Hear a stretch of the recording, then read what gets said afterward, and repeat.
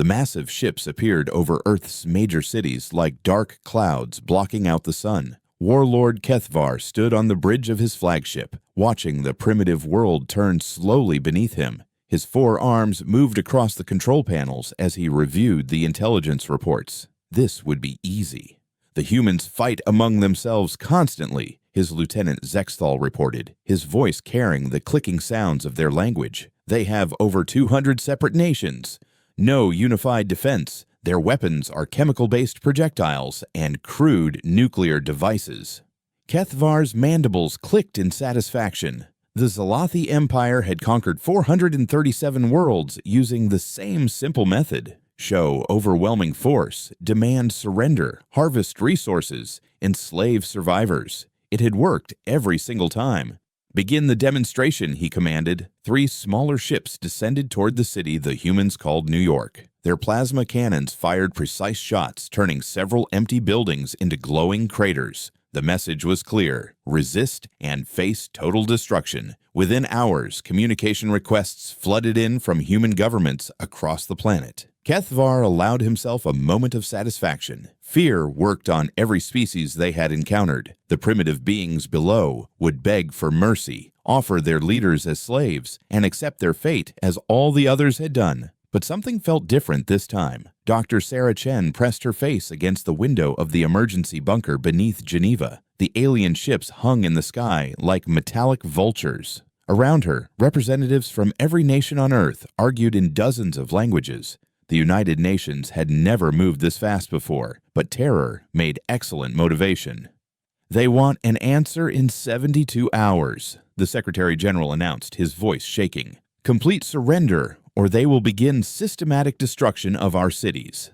Sarah turned away from the window. As a xenobiologist, she had spent her career studying life in extreme conditions, hoping to understand what alien life might look like. Now she wished she had been wrong about intelligent life existing beyond Earth. "Dr. Chen," called Colonel Martinez from the military liaison team, "you've studied the wreckage from their scout ships. What can you tell us about their weaknesses?" Sarah pulled up the data on her tablet. 3 scout ships had crashed during the initial surveys 6 months ago. The governments had kept it secret while scientists worked frantically to understand the technology. "Their energy weapons are incredibly advanced," she said, showing the holographic displays. "But their biological knowledge seems limited. They scan for technology and military capability, not biological diversity. I think they don't understand how complex life can be on a world like ours." General Harrison leaned forward. "What do you mean?"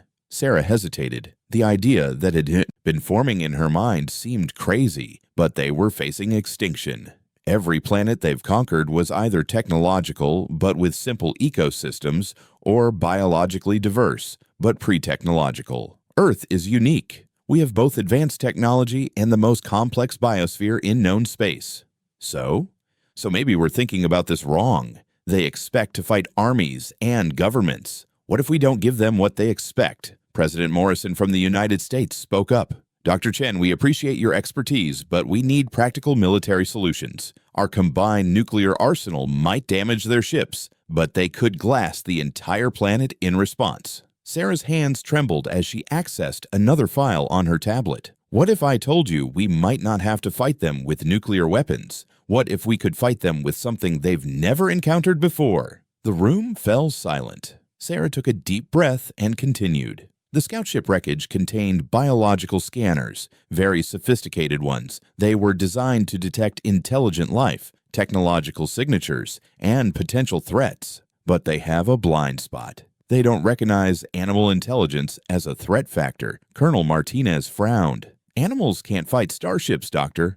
"Not individually," Sarah agreed. "But what if they could work together? What if every living thing on Earth recognized these aliens as a threat to their territory?" She pulled up footage from the crash sites. "Look at this. The areas where their ships went down are avoided by local wildlife, not from radiation or chemical contamination. Their ships are clean. Animals avoid these spots because something in their technology sends a signal that triggers territorial responses." General Harrison studied the footage. "You're saying animals can detect their technology? I'm saying their bioscanners work both ways. They emit frequencies while scanning. Animals are incredibly sensitive to electromagnetic fields. Birds use them for navigation. Whales communicate across entire oceans using similar frequencies. Insects coordinate hive behavior with electrical signals. President Morrison looked confused. "What exactly are you proposing, Dr. Chen?" Sarah's voice grew stronger. "I'm proposing we stop thinking like humans and start thinking like Earth. Every creature on this planet evolved here. This is their home too. What if we could amplify that territorial instinct? Make every animal, every insect, every living thing recognize these invaders as threats to their domain?" The Secretary General shook his head. "That's science fiction, Dr. Chen."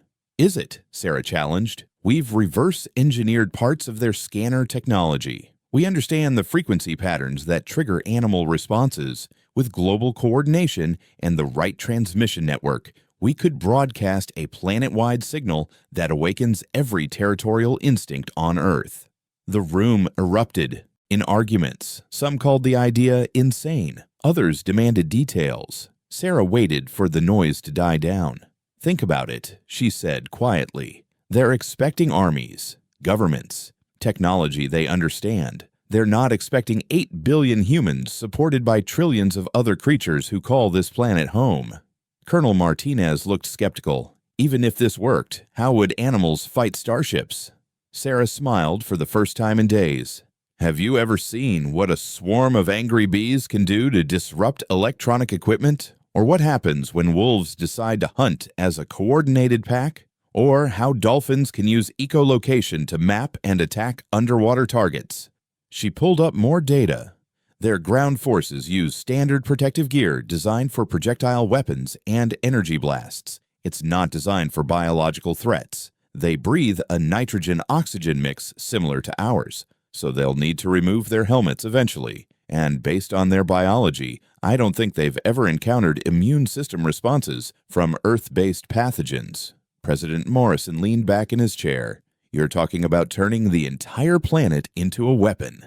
"I'm talking about letting Earth defend itself," Sarah corrected. "We're not turning anything into a weapon. We're just waking up the weapons that already exist." Above them, the alien ships continued their slow orbit, waiting for humanity's surrender. They had no idea that the primitive world below was about to show them something no civilization in the galaxy had ever seen. What happened when an entire living planet decided to fight back? The decision came faster than anyone expected. 12 hours before the alien deadline, every major government on Earth agreed to Dr. Chen's plan.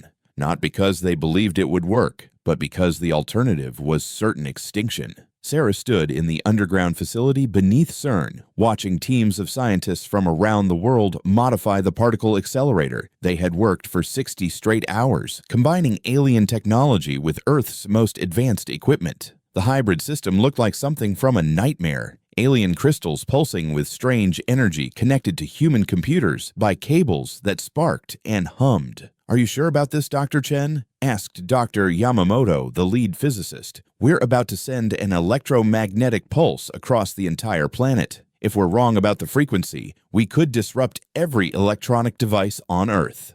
Sarah checked the calculations one more time. The alien bioscanner frequencies had been mapped and analyzed by teams in 12 countries. Every test on local wildlife had shown the same response. Animals became agitated, territorial, and unusually intelligent when exposed to modified versions of the alien signals. "The frequency is correct," she said, trying to sound confident. "But you're right about the risk. This signal will be stronger than anything we've ever transmitted. It will reach every living creature on the planet simultaneously." Colonel Martinez spoke from the communication station. "All stations report ready. Radio telescopes in Australia, satellite networks from 3 space agencies, and ground-based transmitters on every continent. If this works, every animal on Earth will receive the signal at the same time." Sarah looked at the countdown timer. 6 hours until the alien deadline. She thought about the reports coming in from around the world. Zalathi ships had taken positions over major cities. Ground troops were being deployed to key strategic locations.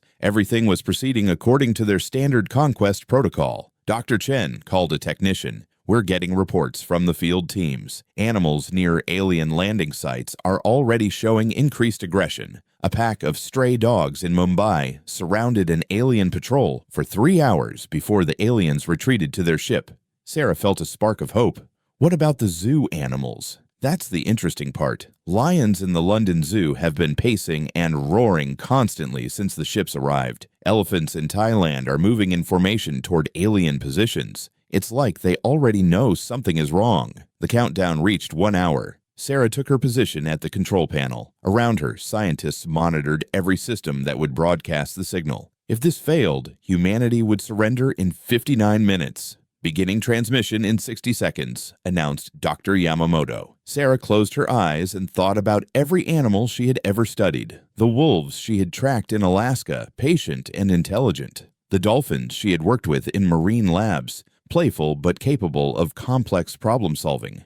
The billions of insects that coordinated massive colonies through chemical and electrical signals. 10 seconds, called the technician. Above them, Warlord Kethvar waited on his flagship for the human surrender that would never come. Activating Project Genesis now, Sarah said, and pressed the button. The signal went out like an invisible wave, washing over the entire planet. For a moment, nothing seemed to change. Then reports began flooding in from observation stations around the world. Moscow reports unusual animal behavior in all city districts, called one technician. Tokyo confirms massive bird movements toward alien positions, reported another. Sydney reports marine mammals heading toward harbor where alien ships are docked. Sarah watched the global map as thousands of data points updated in real time. Every wildlife preserve, every zoo, every farm, every forest was showing the same pattern. Animals were moving with purpose toward alien locations. The first major incident happened in Central Park in New York City. A Zalathi patrol of 12 soldiers had been conducting reconnaissance when they found themselves surrounded by what their reports later described as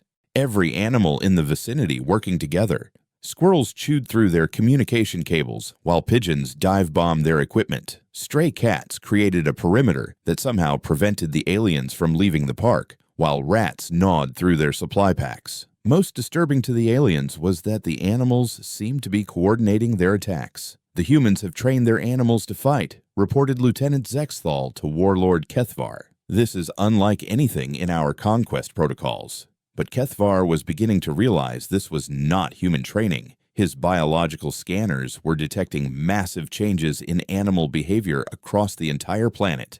Brain activity in Earth creatures had increased by 300%. Chemical communication between species that never interacted was occurring on a planetary scale. In the Amazon rainforest, Zalathi resource surveyors found themselves under attack by creatures that seemed to appear from nowhere. Jaguars worked with poison dart frogs. Army ants moved in formations that blocked alien vehicle routes. Parrots and other birds created a communication network that tracked alien movements across hundreds of miles. The ocean became even more dangerous. Whales began using their sonar to interfere with alien submarine operations. Dolphins started working in groups to sabotage underwater equipment. Sharks, normally solitary hunters, began coordinating attacks on alien vessels. Dr. Chen watched the reports with amazement and growing concern. The signal was working far better than she had hoped. Too well, perhaps. Dr. Chen called Colonel Martinez. "We're getting reports from our own military bases. The animals are treating our soldiers differently than the aliens, but they're still acting strange. Domestic animals are refusing to leave their human families. Working dogs are showing intelligence levels we've never recorded before." Sarah studied the data streaming in from around the world. The signal had not just awakened territorial instincts. It had somehow enhanced the intelligence of every animal on the planet. Dogs were solving problems that should have been impossible for them. Cats were displaying pack-hunting behaviors. Even insects were showing signs of advanced planning and coordination. "What have we done?" whispered Dr. Yamamoto. Before Sarah could answer, alarms began blaring throughout the facility. The technician at the communication station looked up with wide eyes. "Dr. Chen, we're receiving a transmission from the alien flagship. They're requesting immediate communication with Earth's leaders." Sarah felt her heart racing. It had been only 6 hours since the signal went out. The aliens' deadline was still 3 hours away, but something had changed their plans. "Put it through," she ordered. The alien voice that came through the speakers sounded different from their previous communications. less commanding, more urgent. Humans of Earth. Warlord Kethvar's translated voice filled the command center. We demand an explanation for the hostile actions of your trained animals. Our ground forces are unable to complete their missions due to coordinated attacks by your biological weapons. This is not within expected resistance parameters. Sarah looked around the room. Everyone was staring at her, waiting for her response. She activated the transmission system. "This is Dr. Sarah Chen speaking for the people of Earth," she said. "We are not controlling any animals. We have simply awakened them to your presence on their world." There was a long silence before the alien voice returned, now with a note of something that might have been confusion. "You claim no control over the biological attacks." "That's correct," Sarah replied. "Earth's animals are acting on their own. You are invaders in their territory, and they are responding as any creature would when their home is threatened." Another silence, longer this time. When Warlord Kethvar spoke again, his voice carried something Sarah had never heard from the aliens before: uncertainty. "This is not possible. Animal intelligence cannot coordinate on such a scale without technological assistance." Sarah smiled, though the alien couldn't see her. "You've never encountered a world like Earth before, have you? You've conquered worlds with intelligent species and worlds with complex ecosystems, but never a world where intelligence and biological diversity evolved together for billions of years." The signal suddenly cut out. Sarah looked at the technician, who shook his head. "They ended the transmission from their end, Dr. Chen." Around the world, reports continued to flood in. The awakening was spreading, and Earth's creatures were just getting started. The aliens' deadline passed without a human surrender. Instead, Warlord Kethvar received reports that made no sense according to everything the Zalathi Empire knew about planetary conquest. "Sir," Lieutenant Zexthal's voice trembled as he read from his datapad. "Ground Team 7 was forced to retreat from the London facility. They were attacked by coordinated groups of urban wildlife. The animals appeared to be communicating across species barriers." Kethvar's 4 arms moved restlessly across his command console. Clarify, communicating across species barriers. Cats were directing dog pack movements. Birds were serving as scouts and relaying information to ground-based mammals. A group of rats chewed through our power cables while pigeons dive-bombed our soldiers' helmets, causing them to remove protective gear. Then insects swarmed the exposed areas. Insects? Kethvar's mandibles clicked in disbelief. "Yes, sir. Bees, wasps, and other stinging insects. But they weren't attacking randomly. They targeted equipment joints and any exposed alien skin with precision. Several soldiers required medical evacuation due to toxic reactions." Kethvar stood up from his command chair. The Zalathi had conquered hundreds of worlds. They had faced energy weapons, nuclear devices, biological warfare, and even limited artificial intelligence. But coordinated multi-species animal attacks were not in their tactical database. "What about our containment protocols around the major cities?" Zexthal's report grew worse. "Sir, the animals are not respecting our perimeter defenses. In New York, a group of escaped zoo animals created diversions, while smaller mammals tunneled under our force fields. In Tokyo, trained dolphins from marine parks are somehow coordinating with land animals to attack our coastal positions."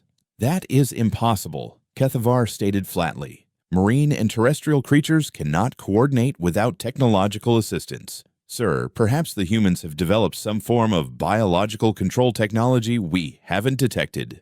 But even as his lieutenant spoke, Kethvar suspected something else was happening. His ship's biological scanners were detecting unprecedented electromagnetic activity in the planet's biosphere. Every living creature on Earth was producing enhanced neural activity. It was as if the entire planet had become a single, vast nervous system. On the surface, Dr. Chen stood in a mobile command center outside Geneva, watching feeds from around the world with a mixture of awe and growing concern. The plan was working far better than anyone had hoped, but the results were beyond anything they had predicted. Dr. Chen called Agent Rivera from the intelligence team. "We're tracking unusual animal movements in every major population center. They're not just defending their territories anymore. They appear to be actively hunting alien positions." Sarah studied the map displaying animal movements across Europe. The patterns were extraordinary. Animals were moving in coordinated waves toward alien positions, but they were doing it with a level of strategic planning that should have been impossible.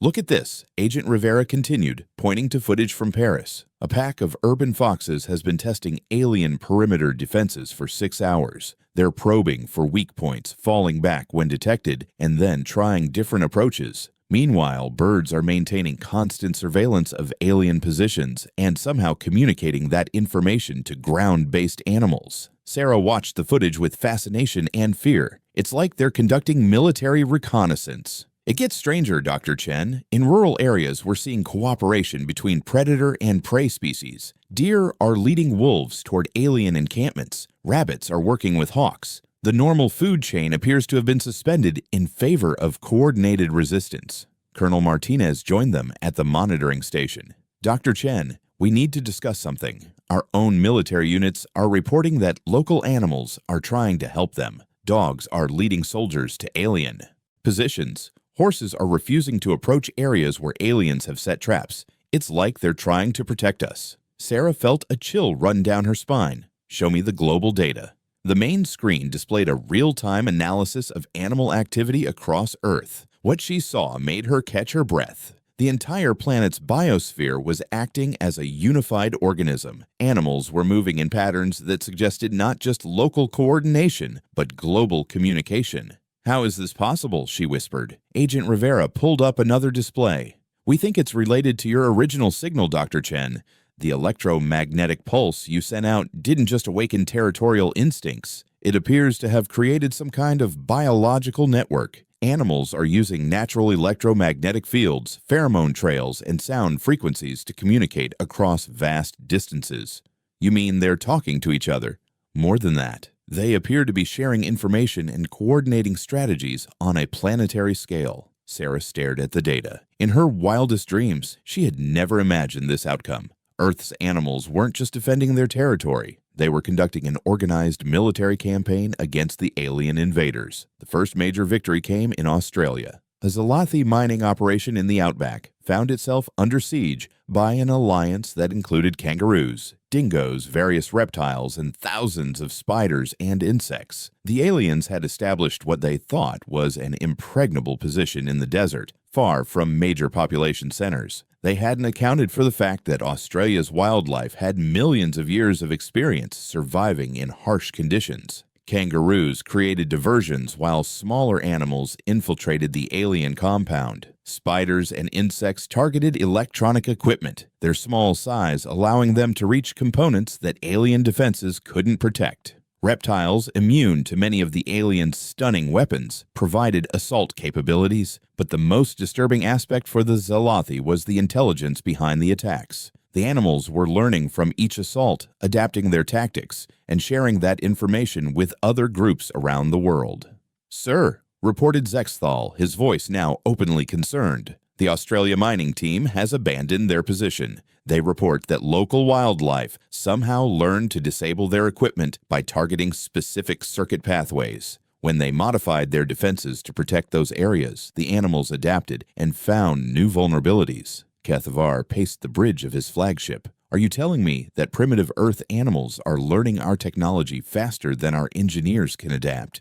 "That appears to be the case, sir. Additionally, we're receiving reports of similar tactical evolution at all ground positions. The creatures appear to be sharing learned information across vast distances instantaneously." Kethavar accessed his ship's long-range sensors and focused them on the planet below. What he saw defied everything he understood about biological intelligence. The electromagnetic signature of Earth's biosphere showed patterns that resembled the neural networks of advanced artificial intelligence systems. But this wasn't artificial, this was biological intelligence operating on a planetary scale. "Sir," Zexthal continued, "there's more. Our orbital reconnaissance shows that ocean-dwelling creatures are beginning to coordinate with land animals. Whales are using echolocation to map our underwater installations and somehow transmitting that information to coastal wildlife." "How?"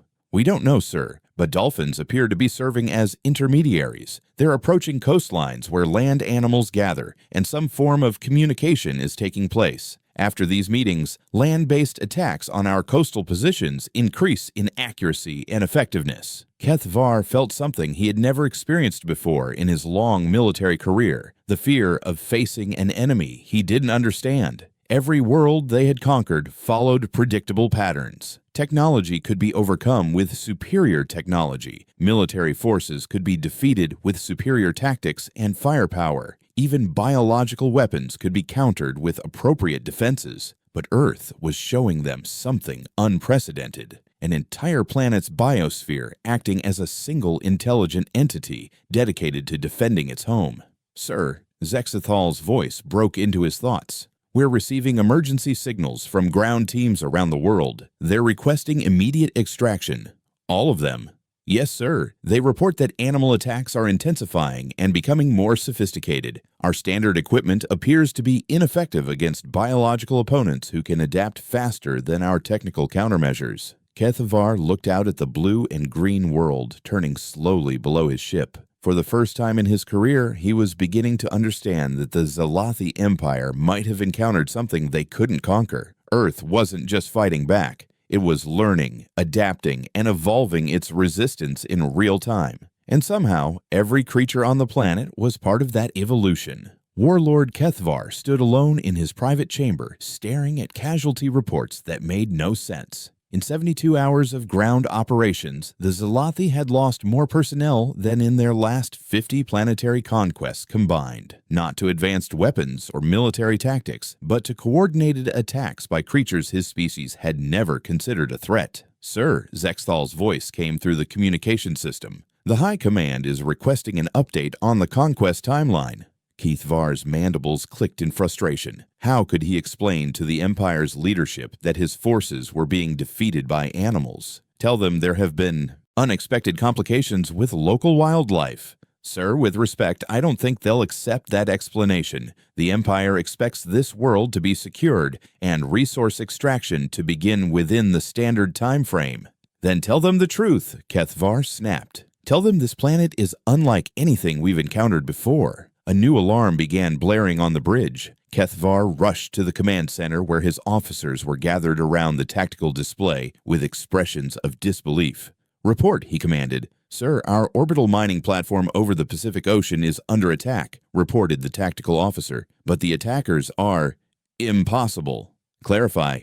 "Sir, marine mammals are somehow reaching our platform. Whales are using coordinated waterspouts to damage our lower hull. Dolphins appear to have learned to operate salvage breathing apparatus and are conducting sabotage operations inside our airlocks." Keth Var stared at the tactical display. "That is not possible. Marine creatures cannot survive in space, even with breathing apparatus."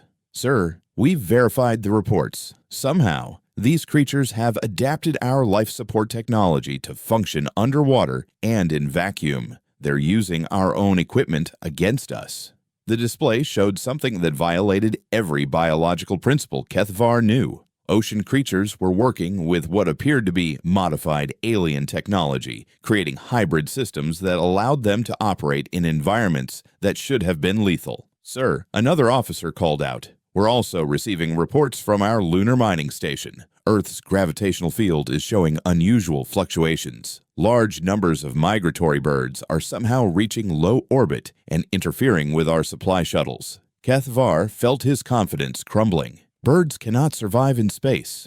"No, sir, they can't. But they appear to have found ways to extend their flight capabilities using electromagnetic fields generated by the planet's biosphere. They're riding waves of energy that shouldn't exist." The implications hit Keth Var like a physical blow. The entire planet was somehow modifying the laws of physics around itself to defend against the invasion. This wasn't just biological adaptation, it was environmental manipulation on a planetary scale. "Get me a direct communication link to the human leadership," he ordered. Dr. Chen stood in the emergency bunker beneath Geneva, surrounded by data feeds showing animal activity across the globe. The reports were becoming increasingly difficult to believe, even for the scientist who had initiated the awakening. "Dr. Chen," Agent Rivera called out, "we're receiving a priority transmission from the alien flagship. They're requesting direct negotiations with Earth's government leaders." Sarah felt her heart racing. After 72 hours of fighting, they want to talk. It appears so.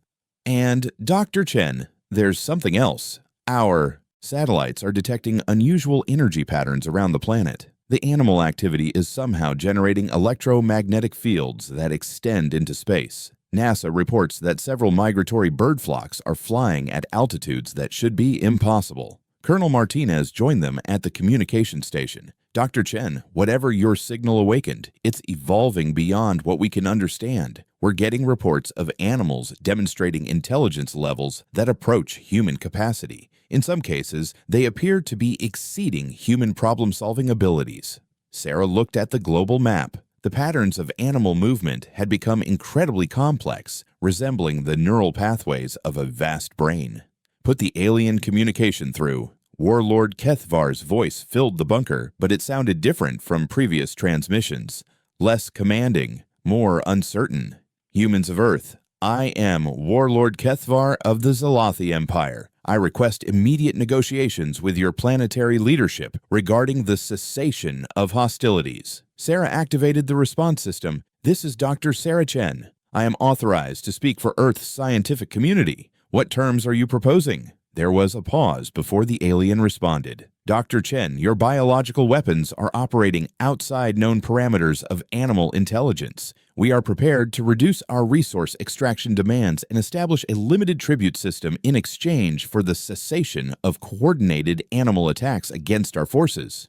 Sarah looked around the bunker. The alien was offering reduced tribute, essentially admitting that they couldn't achieve their standard conquest objectives. Warlord Kethvar, she replied, I need to make something clear. We are not controlling Earth's animals. They are acting on their own initiative to defend their planet. That is not possible, came the immediate response. The level of coordination and intelligence we are observing requires technological assistance.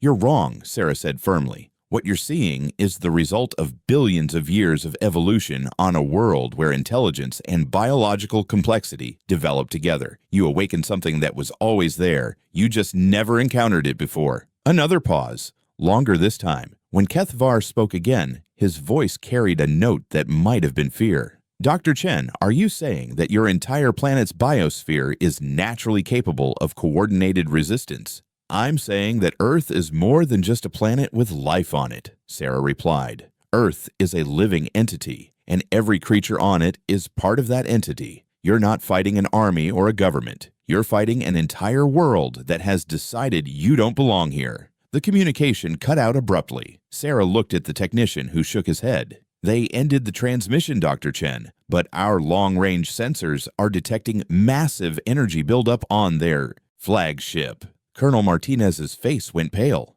Dr. Chen, that energy signature, they're charging planet-killing weapons. Sarah felt her blood turn to ice. How long?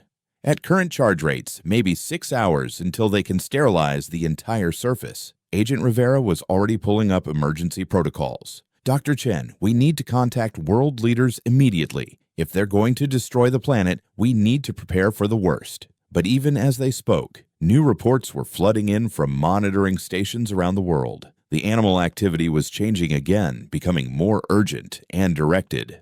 Dr. Chen, called a technician, we're seeing massive movements of marine life toward the coasts. Whales, dolphins, and other sea creatures are congregating near major cities. On land, animals are moving away from urban centers, but maintaining positions around alien installations. Sarah studied the patterns. It's like they know what's happening. That's not possible, Colonel Martinez said. How could animals understand the threat of orbital bombardment? Before Sarah could answer, alerts began sounding throughout the facility. The technician at the orbital monitoring station looked up with wide eyes. Dr. Chen, our space-based telescopes are detecting something impossible. Large numbers of Earth's creatures are somehow reaching orbital altitude. Birds, insects, even some marine mammals appear to be using coordinated electromagnetic fields to achieve escape velocity. What are they doing in space? They appear to be surrounding the alien ships. Sarah stared at the display showing Earth's orbital space. Somehow, creatures that had never left the planet's surface were finding ways to reach the alien fleet. More incredibly, they were surviving in the vacuum and coordinating attacks on ships designed to withstand military assaults. Dr. Chen, The technician's voice was barely a whisper. "The alien flagship is reporting multiple hull breaches. Creatures are somehow getting inside their ships." Sarah realized that Earth's biosphere had reached a level of adaptation and intelligence that defied every scientific principle she knew. The planet wasn't just defending itself, it was taking the fight directly to its attackers. The communication system crackled to life again. This time, Warlord Kethvar's voice carried unmistakable panic. "Dr. Chen, call off your creatures. We demand immediate cessation of all biological attacks." Sarah activated the response system one more time. "Warlord Kethvar, I told you before, we are not controlling them. Earth is defending itself." "This is impossible. Biological creatures cannot survive in space. They cannot coordinate on this scale." "You keep saying things are impossible," Sarah replied calmly, "but you're seeing them happen anyway. Maybe it's time to accept that Earth is showing you something your empire has never encountered before." The desperation in the alien's voice was now unmistakable. "We will destroy this planet before we allow it to threaten the Empire." "You can try," Sarah said, "but you'll have to get past Earth's creatures first.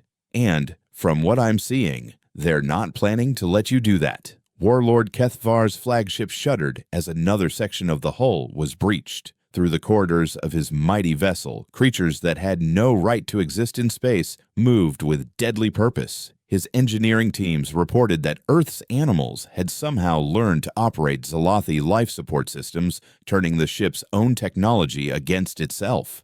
"Sir," Zexthal's voice was barely controlled panic. "The creatures have reached the main power core. They're systematically dismantling our energy distribution networks." Kethavar watched in disbelief as his tactical displays showed tiny organisms, insects, and small mammals moving through maintenance shafts that even Zalathi engineers found difficult to access. They weren't attacking randomly. They were targeting specific systems with precision that suggested complete understanding of Zalathi technology. "How?" he demanded. "How do they know our ship designs?" "Sir, our bioscanners indicate they're using some form of collective intelligence. Each creature that enters the ship immediately shares its knowledge with others. They're learning faster than we can adapt our defenses." The bridge lights flickered as another power relay failed. Through the main view screen, Kethvar could see Earth turning slowly below, surrounded by a cloud of creatures that should not have been able to survive in space. Whales moved through vacuum as if swimming through water, using electromagnetic fields generated by their own bodies. Swarms of birds rode waves of energy that seemed to originate from the planet itself.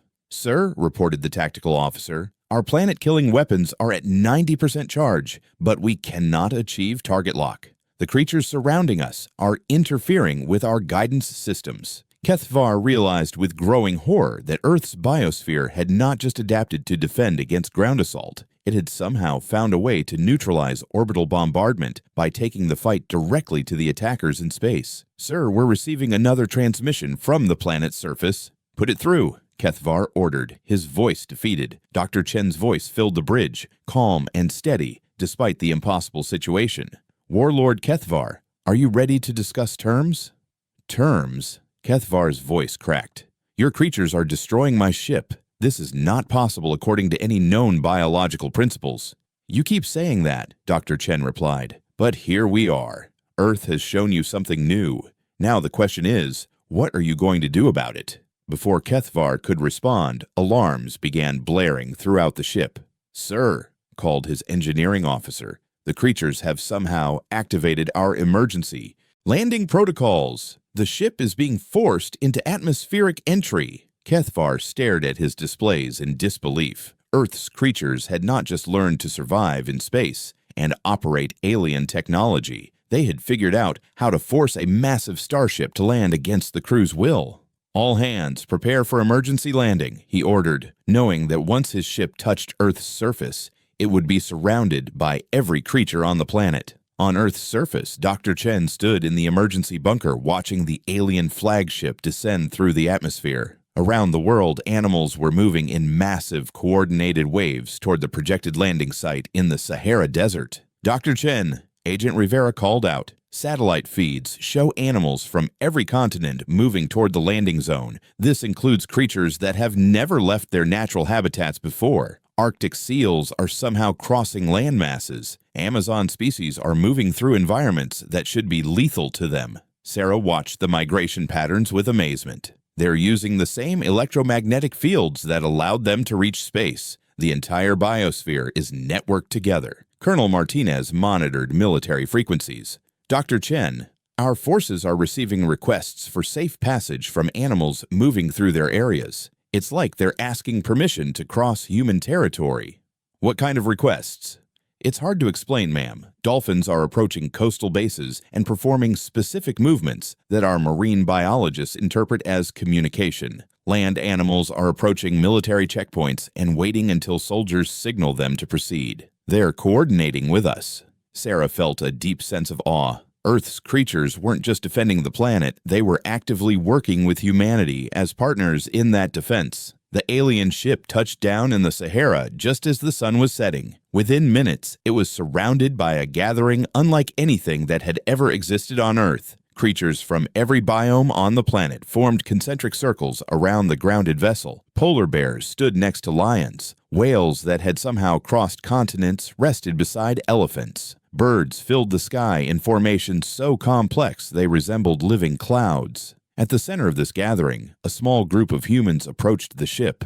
Dr. Chen led the delegation, accompanied by representatives from every major nation on Earth. But they were not alone. Walking beside them were creatures that seemed to represent every species on the planet. A wolf padded silently next to Dr. Chen. An eagle circled overhead, its calls somehow translated by equipment the delegation carried. In the distance, a whale's song echoed across the desert, carried by creatures that had never heard whale songs before, but somehow understood their meaning. The alien ship's main hatch opened with a hiss of escaping atmosphere. Warlord Kethvar emerged, flanked by his remaining officers. The proud conqueror who had arrived with overwhelming technological superiority now faced something that made his advanced weapons meaningless. He was surrounded by an entire planet that had awakened to defend itself.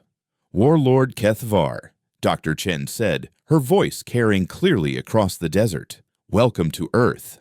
Kethvar looked around at the impossible gathering. Every direction he turned, intelligent eyes watched him. Creatures that should have been natural enemies stood together. Predators and prey had united against a common threat.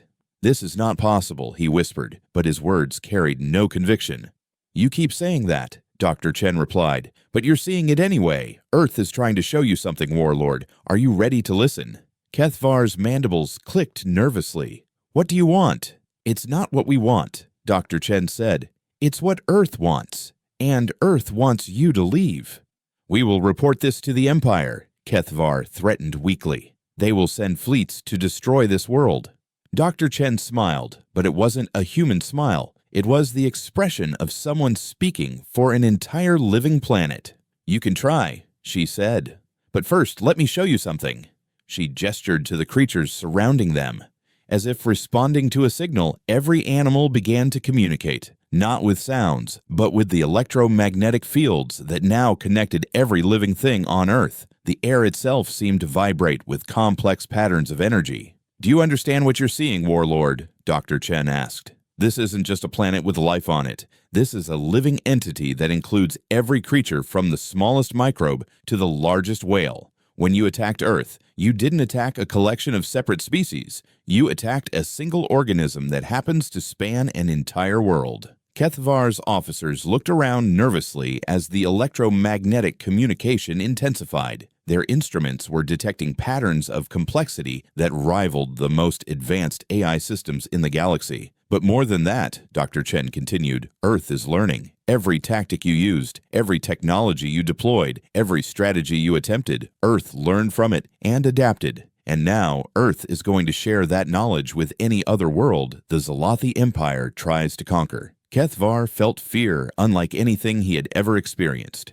What are you saying? I'm saying that Earth is going to teach other worlds how to defend themselves. Your empire's expansion just ended, Warlord, not because of superior technology or military might, but because you encountered something truly unprecedented, a planet that can learn, adapt, and share that knowledge across space. As if to emphasize her words, a deep harmonic sound began to emerge from the gathered creatures. It started with whale songs, was picked up by elephants, and soon every animal was contributing to a complex symphony that seemed to reach beyond the atmosphere itself. That song is being transmitted to every world within 100 light years, Dr. Chen explained. Earth is teaching them the frequency that awakens planetary consciousness. Your empire is about to face resistance unlike anything it has ever encountered. Warlord Kethvar looked around at the creatures surrounding his ship, knowing that his conquest had not just failed, it had fundamentally changed the balance of power in the galaxy. Go, Dr. Chen said quietly.